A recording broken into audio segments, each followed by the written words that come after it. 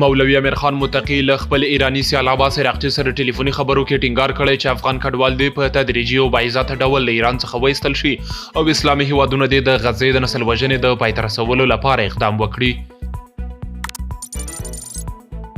د افغانستان برېښنا شرکت رئیس ډاکټر عبدالواري عمر کابل کې د ازبکستان له سفیر اویوبیک عثمانوف سره د برېښنا اړوند لویو پراختیایي پروژو کې د همکاریو پر دوام پیاوړتیا او پراختیا ټینګار کړی دی.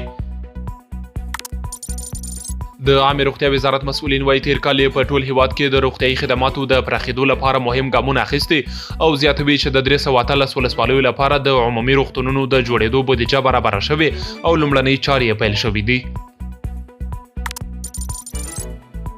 د کندهار د کرنې او مالدارۍ ریاست مسؤلین وايي چې دغه ولایت په سپین بولدک ولسوالۍ کې پاکستان ته د قاچاق کېدونکو 2400 پسونو د قاچاق مخه نیولې ده.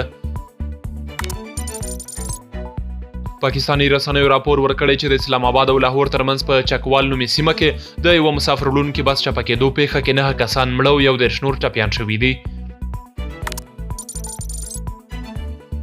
تایلند او کمبودیا له خونړۍ سرحدي جګړې وروسته چې څه باندې 200 کسانو ته پکې مرګ ژوبله اوښتې د امریکا د ولسمشر ډونالډ ټرمپ په منځګړیتوب خبرو اترو ته چمتووالی ښودلی. او وروستی خبر دا چې غزې ته له مصر څخه په بشري مرستو بار لارۍ روانې شوې دي. بلخوا اسرائیلي رژیم هم ویلي چې له پرون راهیسې غزې ته د هوا له لارې د مرستو لیږد پیل کړی دی.